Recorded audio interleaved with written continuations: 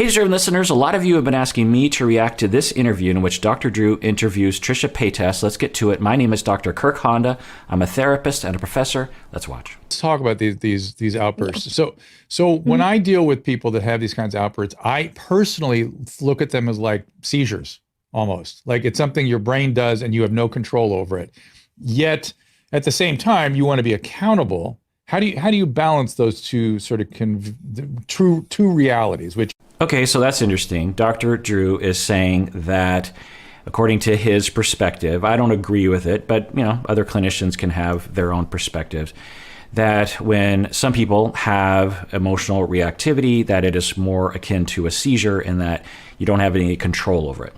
On the other hand, he's saying that we need to be accountable for our behavior. And so Dr. Drew is presenting that to Trisha. Now, my very limited understanding of Trisha's behavior and the way Trisha talks about their issues is that partially it is out of Trisha's control, but very much some of it is under Trisha's control. So let's see what Trisha says here. You don't have control once they're triggered. You don't. That's a reality. And maybe the medication will help you now and that kind of thing. I think of it like a seizure, yet when patients have this stuff, I do have to kind of go, hey, come on. How'd you get to that point? What are you going to do about it? That kind of thing. Right, absolutely. So even if we do have conditions that will cause us to have behavior that is mostly out of our control, or puts us into a mindset where we want to do things that we will regret almost immediately, then it is incumbent on us to do what we can to manage those triggers and become aware of our ramping up of emotions. Now, I don't know how that applies to Trisha. Trisha, I'm guessing, will respond to this. And there are two things that I think Trisha has talked about in the past that might be at play here. One is personality disorder issues, which have to do with trauma and your working models of self and other and your awareness of your emotions, and also with PTSD. Let's see what Trisha says here. I go to couples therapy with my fiance. He doesn't have any mental illness or anything like that, but he goes with me. And that was the big thing. It's like, how do we stop from being triggered in these rages? Because I recognize them. I recognize the triggers, and I recognize when Ethan, unintentionally or not, like I recognize the trigger, and I was like, we have to stop. And then it was like 30 more minutes of. Right. So that was my interpretation of what Trisha was doing in that other video of Frenemies, where they were talking about their disagreements about the business. They were talking about their disagreements about what segments to do in the show. And at a certain point, Trisha said, I got to leave. They were just saying, I got to go. I'm overwhelmed, essentially. I'm going to leave. And my interpretation was that Trisha at the time understood that they were being triggered. And they knew that if they continued to have a conversation, it would get worse. It's interesting that, and good to hear that for Trisha, they are referencing therapy, both individual therapy, psychiatry, and couples therapy as a way of learning about their triggers so that they can manage their emotions better and they can manage their relationships better. Now, on the scale of things, we might look at that, and I'm guessing some of y'all did, and say that Trisha failed in that moment or was unreasonable in that moment. But relative to the past, it's definitely an improvement according to Trisha, and given what Trisha is saying, I would agree with that. Not knowing that like it actually gets to a bad place if we don't stop when I ask, and vice versa. If Moses asks to stop, we stop, So I think it was more about boundaries and also just disengaging completely. Like if I do want to fight with Moses, like he literally has to shut a door on me, which is maybe people think it's toxic, but that's just what it is. And an hour later, I'm fine. And I do have remorse. I'm like, wow, why did I do that? Interesting. So Trisha is saying that they will get triggered in close relationships, which is really common for people with, I'm not sure how Trisha identifies personality-wise. Maybe Trisha will get into it, but for them, they are saying that they get triggered with Moses in the relationship and will have a big emotional reaction and become very hostile. And Moses has to separate himself from Trisha. And then later on, Trisha is like, oh my God, what did I do? Now, I don't know, but often what is at play here is personality disorders. We develop personality disorders often in response to early relationship traumas, and it is a form of traumatic response. You could consider it a form of post-traumatic stress disorder that is complex and that it's related to attachments. Maybe Trisha will get into that. I mean, I did. I mean, but now it's so far gone. Like it literally, it's so far gone. So it's just not a thing that can happen. But it's sad. It's sad because it was so good. But also, like, today was the first day where I really felt good just like being out of it, because it really, even talking of like drama, is just like not good for me. Like I just need to not be in that stuff. All right, interesting. On one hand, I agree with Trisha. The limited episodes that I had seen of Frenemies, I thought they had a good thing going, good chemistry, two interesting dynamic people bouncing off of each other, two audiences coming together to some extent. But it sounds like for Trisha, they're saying that it was hard on them emotionally and psychologically, and they know now maybe it's best that I just don't get involved in that. Maybe it's me, maybe it's Ethan, maybe it's both of us, maybe it's something else, maybe it's the audience, who knows, but I feel much more relaxed when I don't have to do that show. And good for them for considering that instead of sacrificing that for, ratings and views. Line, and my therapist at the time, who's my therapist now, I was like, so I'm borderline, and he would always say you have traits of it. So I mean, which is basically the first session, he's like, okay, here, go to like DBT classes, which I never heard of. And so that's obviously for borderlines, but he kind of like did it without being like, I think you could benefit from this. It's also just like emotional like regulation. All right, a lot that I can say here. It sounds to me like Trisha's saying that they agree with the diagnosis of borderline. They didn't say that specifically, but it sounds like they're agreeing with it. The therapist, according to Trisha, diagnosed them with borderline and recommended dialectical behavior therapy. So I'll talk a little bit about that. So borderline personality disorder is pretty complex. The internet really does not understand it. Take it from me as someone who specializes in personality disorders, it is very difficult to describe to someone verbally, or even watching a video of someone talking about their own experience of a personality disorder, to understand a personality disorder.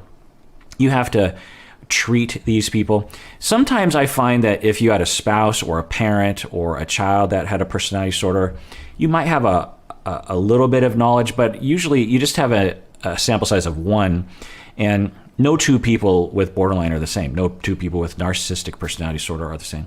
No two people with obsessive compulsive personality disorder are the same. So it's when you experience it over and over and over again, and this is true for really anything in the DSM, really any of the mental disorders, you have to experience a lot of cases before you zero in on the commonalities and what we are talking about in the DSM and what the research literature is talking about and what the field has been discussing for the past 150 years. Because these are descriptions. These are, cobbled together and morphed over time and socially constructed. They're not a thing. When you have cancer and you take a blood test and there are certain markers of cancer, or you take the tumor out and you look at the tumor under a microscope, you can identify cancerous cells. When it comes to a mental disorder, we're just asking people for their experience, or we're observing how they behave. We're observing how we feel when we're around them, and then we apply this label. So it's an approximation, it's a conceptualization, it's a way of talking about someone so that clinicians can understand each other. It's not a thing. Especially, I want to say this because people on the internet will say that person has narcissistic personality disorder, as if it's some sort of indictment. And one, which is not right-headed. And two, as if you could diagnose from afar. Three, as if a layperson could diagnose from afar. And four, as if it's some kind of physical condition that you have. You know what I mean? It is a description. It's a placeholder. It's like one example that I give in my class is I will ask people if the Beastie Boys is rap. Do you consider Beastie Boys hip hop or rap? And some people will say, yeah, Beastie Boys is rap. Some people say Beastie Boys is rock. Well, who's right? Well, no one's right, because it depends on how you define rap or hip hop, or what sort of songs you focus on, or what elements of Beastie Boys you focus on. Well, it's the same when it comes to mental disorders. Do we call it borderline personality disorder? Do we call it disorganized attachment? Do we call it just emotional dysregulation? Do we call it, relational traumas? Do we call it complex PTSD? It really just depends on who's talking about it, how you see it, what sort of things you focus on in a person. Okay, anyway. So for Trisha, they're saying that they have borderline personality disorder traits.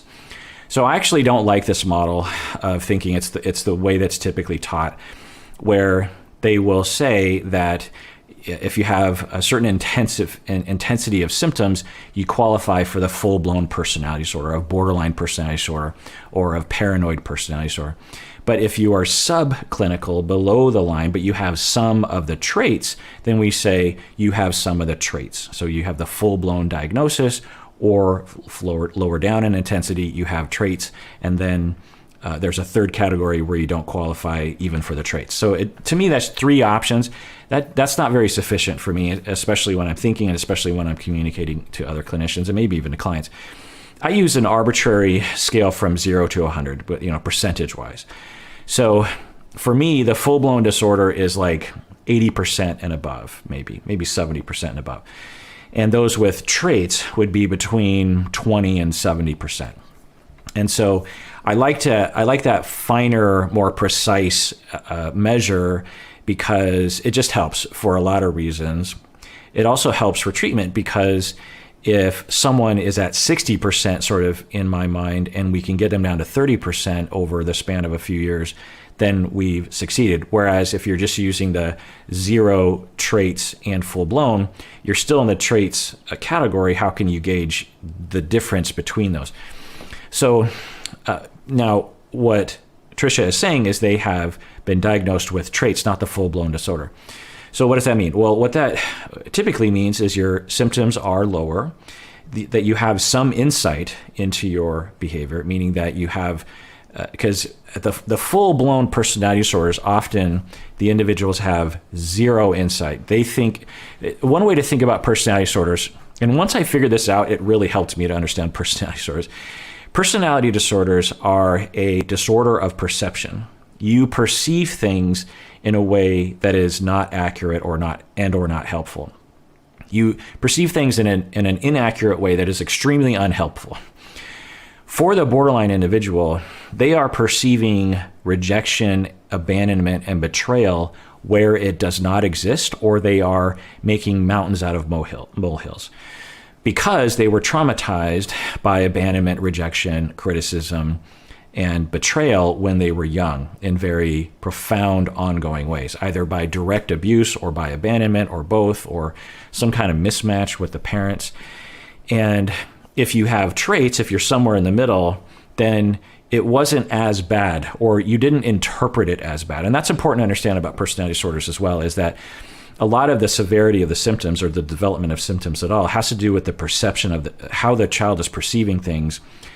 So, for example, let's say you have an extroverted parent and an introverted infant, and the infant is interpreting all this invasion and loud talking and sort of encouraging the infant to be more extroverted as rejection of the child.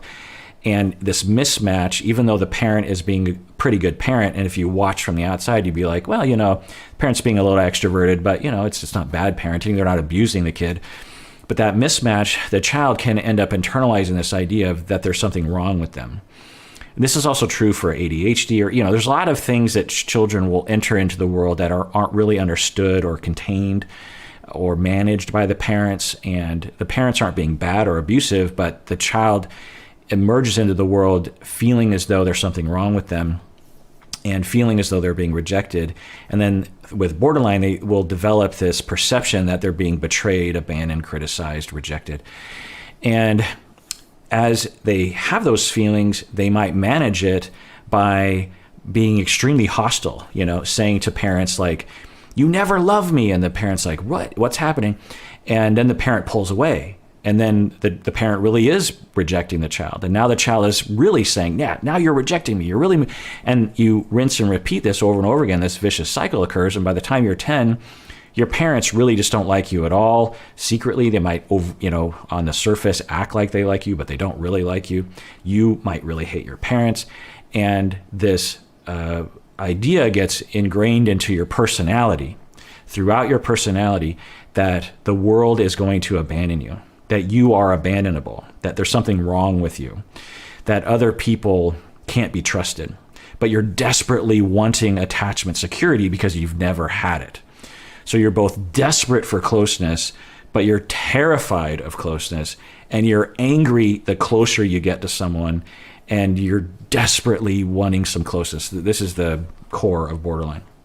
And so by the time you're 35, you perceive the world in this very distorted way. When your partner, Moses, for example, says a mild criticism like, oh, you're home late, or, oh, you look tired, or, wow, the place is kind of, your office is kind of messy right now. It's a mild criticism for sure, but the trauma is so large for these individuals that you're poking it with this tiny criticism, and this massive pain happens for the person with borderline, where they're just like, ugh, and it hurts like what's one of the biggest pain. Imagine you have a broken leg and someone like taps your knee. It hurts so bad. It's the same with this trauma, and it's the same brain mechanism too, by the way. We have social hurts that are registered in the same brain center as a physical hurt. And someone says, oh, your office looks dirty today. And so the criticism is taken from a 0.5 to a 10. Your hurt goes to a 10. And you also interpret it as, this is the beginning of the end. Because he sees my office as being dirty, I am now going to be rejected. He's going to leave me. It's a subconscious paranoia.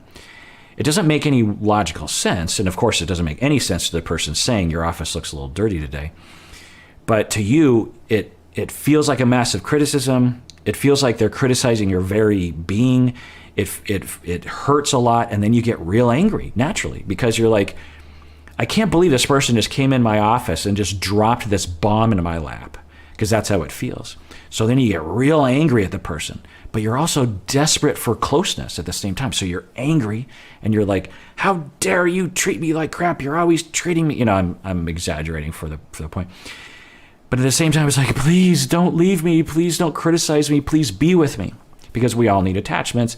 And the people with borderline have almost never, very often, they've never had a close, secure, safe, dependable, loyal attachment since the day they were born.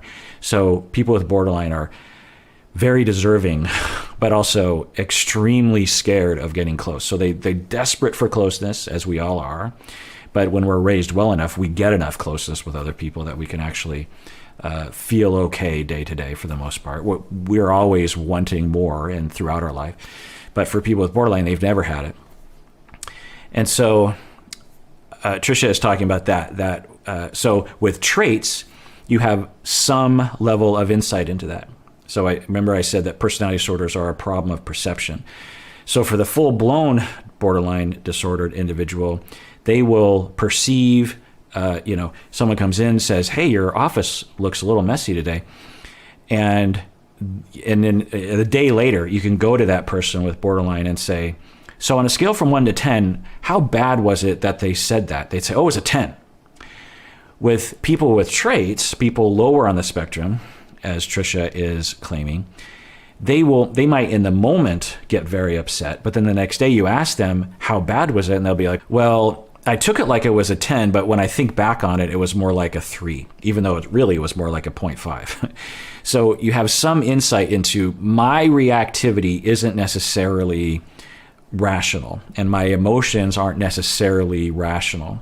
Whereas the people on the full-blown disorder, they don't have any insight into that. They think, nope, it was a 10 because that was justified. Who said, he does it all the time. He criticizes me all the time. He breaks my heart every day. And you're like, he just commented on your office. It wasn't that he wasn't commenting on your personhood, and he loves, and right after that he apologized and he says he loves you very much.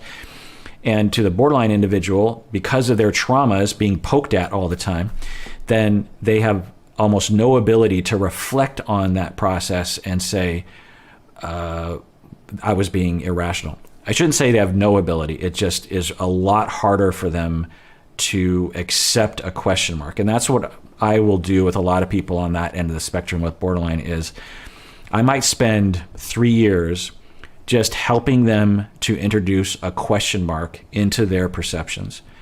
Because the catch-22 with people with borderline, I'm sorry, I'm rambling, but the catch-22 for people with borderline is because they have traumas around abandonment and criticism and betrayal and rejection. In therapy, they bring their irrationality, which is causing them all sorts of problems because they're seeing the world in this very distorted way.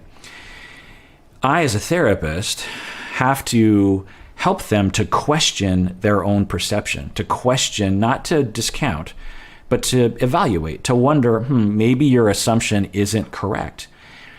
And I'm trying to help them, right? Because they're seeing rejection around every corner. They push people away, which is the catch-22 to borderline, is that you were both abandoned as a child, and then as an adult, you actually push people away such that they will abandon you again.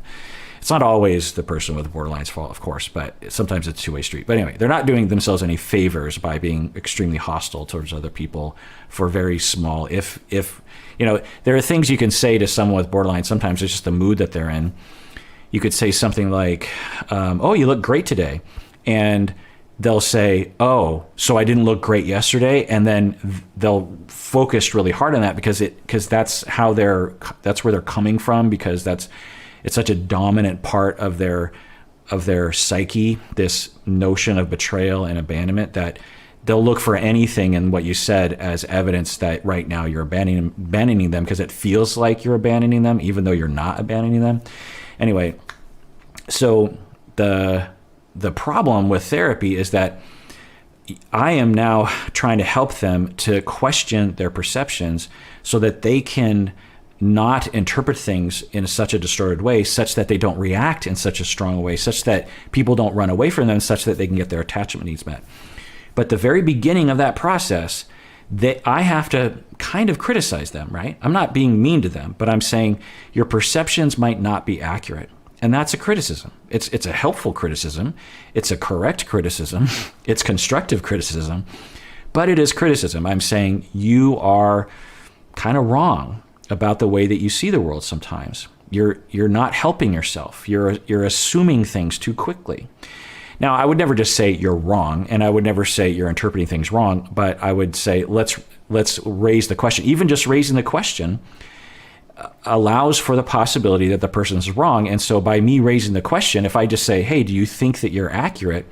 By implication, I'm saying you might not be accurate, which by implication is a criticism. And so because there's a tiny little criticism, and someone with borderline has massive relational wounds around criticism, they make a mountain out of a molehill, and then they feel extremely betrayed by me, even though I am raising a very common therapeutic question, and I'm trying to help them. So I might have to spend years building that relationship, proving myself to that individual, so that when we do have those incursions on their ego, they can rely on this track record, week in and week out of, I know that my therapist likes me, or I have a strong suspicion that they like me, that I can trust them, that they're on my side, that they're not going to abandon me. And only then can they start to withstand those kinds of questions. And then we start the evaluation process. So the first part of therapy for these people on the higher end of borderline is me just proving to them that I can be relied upon and I can be trusted. The problem is a lot of therapists do not want to do that kind of work. One, because they don't know they're supposed to, or two, it's very, very taxing. It's very difficult because the borderline clients will attack you, and they've learned, because they were attacked often. I gave some very uncommon examples of the development of borderline. Often the development of borderline is a straight on, full on abuse to the child, ongoing. And so they have been ripped apart. And these individuals have internalized all of those skills, if you will, about how to get underneath someone's skin and to destroy them from within.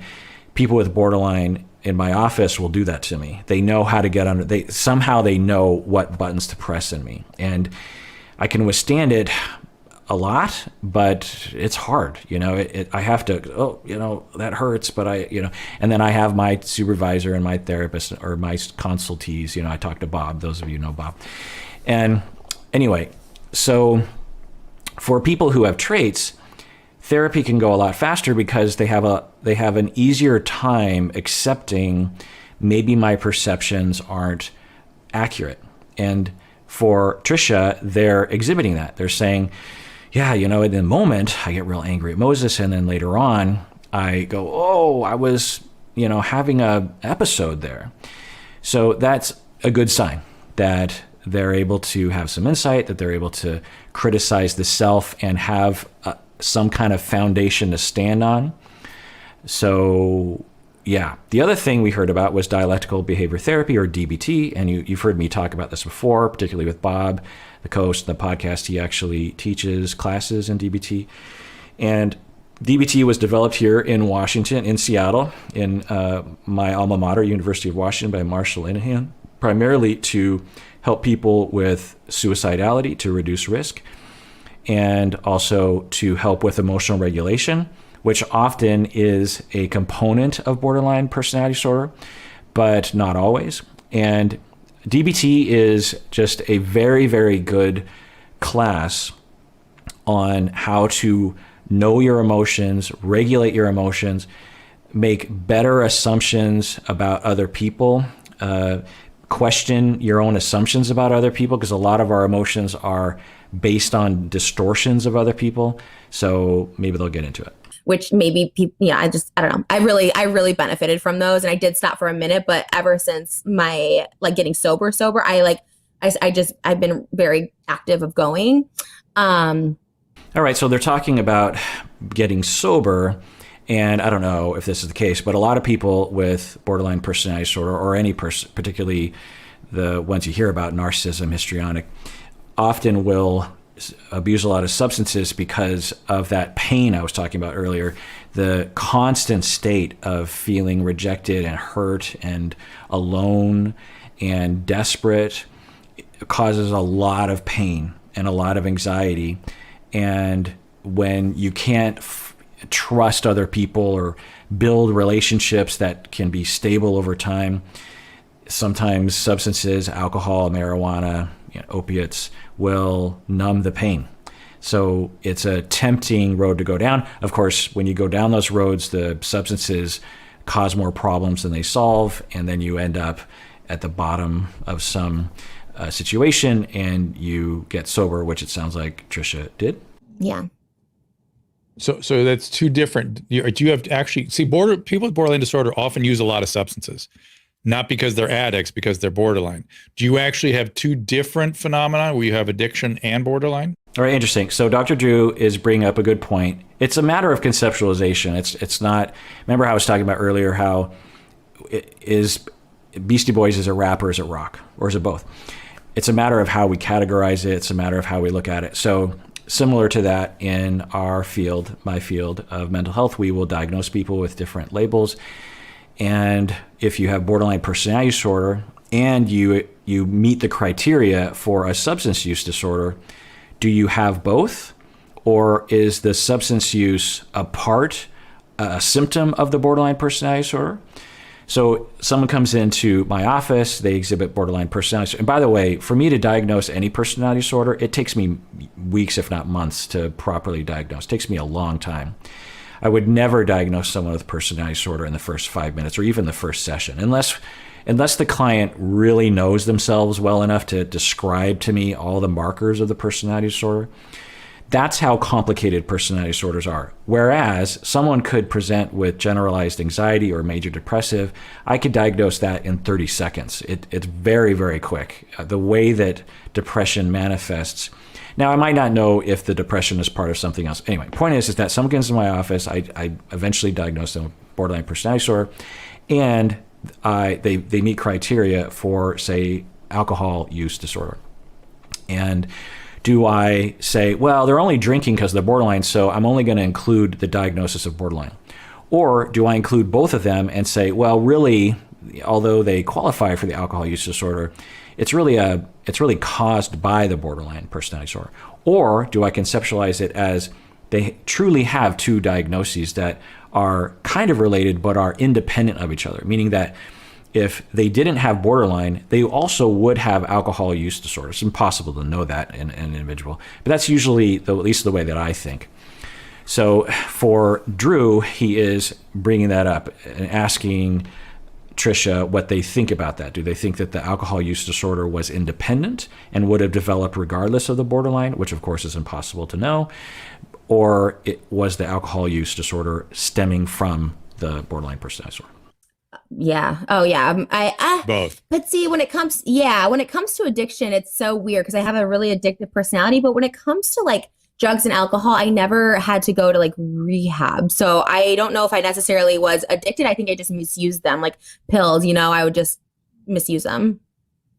All right. I don't know exactly what Trisha was saying there. It sounded to me like what Trisha was saying was, I never had a full-blown dependency where the compulsion was every day. Often when we're talking about people who end up going to rehab, not always, they need it every day, all the time. Think of like cigarette smoking. Typically, you don't like binge on cigarettes on the weekend. You're smoking throughout the day, every day, because you got to have that nicotine. You got to have that behavioral routine, every so often. And so I'm guessing that's what Trisha is saying, that the pills were a thing that they used as a way of coping with emotions. It became a problem. It was a habit that wasn't good. It caused problems in their life. It was something that they needed to get through the day. But maybe once they got treated for borderline and their life became a little bit more manageable, they didn't need the pills anymore, and so thus didn't need to go to rehab. It sounds like that's what they're saying. Right. But I think you once identified as, or maybe more than once, as sexually addicted. Yeah, I have definitely sex addiction and impulsive spending, like a compulsive shopper. Like, I spend money like insane. Like there's definitely an issue with that too, and eating and all. So I have. Very interesting. So they're saying that they have eating, spending compulsion, and sex compulsion. The word addiction, I try to steer away from, because it means so many different things. And technically speaking, it's not a clinical term that we use in diagnosing. We use the word disorder, alcohol use disorder, these kinds of things. And I also will try to introduce the word compulsive, because that's much more descriptive than addiction. Because you can say to someone, like with sex addiction, oh, I masturbate 5 times a day. Therefore, if someone says that they masturbate 5 times a day, then a lot of people say, oh, they're a sex addict. And I'm not sure what they mean by sex addict. But the word compulsive is much more descriptive. So I think Trisha just said that they were compulsive regarding eating, spending, and with sex. And they're saying that they have an addictive personality. Well, what does that mean? Often what that means is it might run in families. And it seems as though there is a genetic component that for some of us, we are prone to compulsive behaviors for various different reasons. One, as a way of trying to cope with anxiety. 2, we are susceptible to certain behavioral dopamine processes or chemical dopamine processes, alcohol, opiates, this sort of thing. Some people, when they drink alcohol for the first time, it gives them so much pleasure that it sets them up for compulsive behavior later on and problem use later on. Whereas other people, they drink alcohol or they smoke pot for the first time, and they're like, it doesn't really make me, I feel kind of high, but they don't have that euphoria and that sense of relaxation that some people do. And I've talked about this before, that a lot of people who suffer from heroin addiction, their path to heroin addiction was they were prescribed a pain med, Vicodin, Oxycontin, this sort of thing, from a procedure that they had, like a surgery, like wisdom teeth pulled or something, or they hurt their foot. They're given a few of these pills, and they take the pill because they're prescribed it, And for the first time in their life, they feel good. They feel relaxed. And then they want more and more of that. They seek pills and they eventually get to heroin. And so for some people, their traumas are such or their biology is such that it really, sucks them in this way. So maybe that's what Trisha's talking about, that they have an addictive personality in that way. Based on their description of their behavior, I suspect that Trisha suffered because of the traumas I'm guessing that Trisha went through. They developed borderline personality disorder and are either a part of the personality disorder or because of the traumas, often feeling anxious. And when we engage in compulsive behavior, one, it gives us something to do. It gives us something to distract us, and it can fill our brain with relaxing chemicals, like when we take drugs, for example, it can do that. Or when we buy things, it can give us a jolt of pleasure or a jolt of relaxation or a jolt of feeling safe. Some people will have compulsive spending because they're trying to help themselves feel safer. It might not be rational all the time. It's not rational, of course, but there is some rationality to it in that when we grow up poor in particular, we might not have a lot of food in the house, or we might not have a roof over our heads. And so spending money is equated with safety and security and acceptability, maybe. Anyway, maybe Trisha will go into that.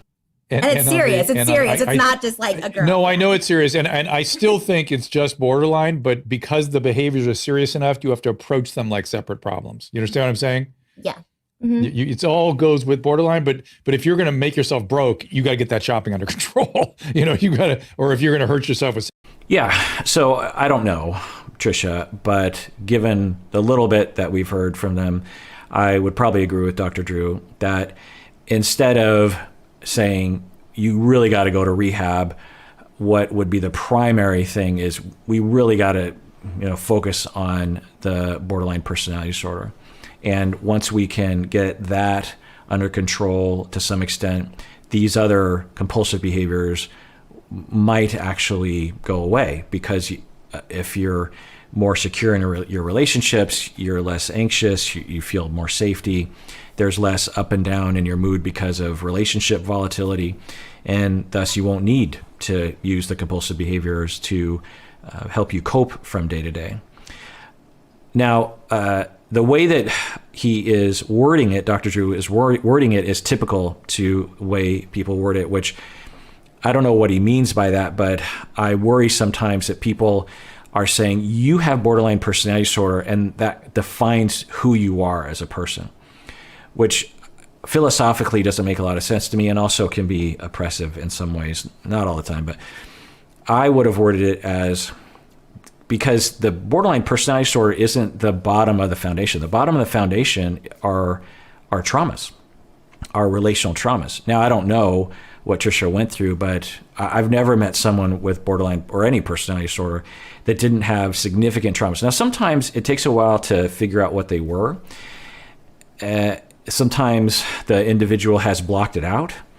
Sometimes it's more subtle than flat out physical, sexual abuse, that kind of thing. But that's what I would say, is that the traumas that you went through and the difficulties you went through relationally both caused what we call borderline personality disorder and result in the need for compulsive behaviors to soothe the self. It's definitely an issue where it's just like, I just can't, every single day I just have to spend. Why didn't you have like a money manager, somebody that controls it, so you can spend this, but you have something else over here? Do it. So to say to someone who has a full-blown compulsive problem with spending, why don't you just have a money manager, is like asking someone with an eating disorder, why don't you just have a chef? Or why don't you just have your spouse monitor your food? It's such a nonsensical question. Or someone who's addicted to heroin, well, why don't you just not use heroin?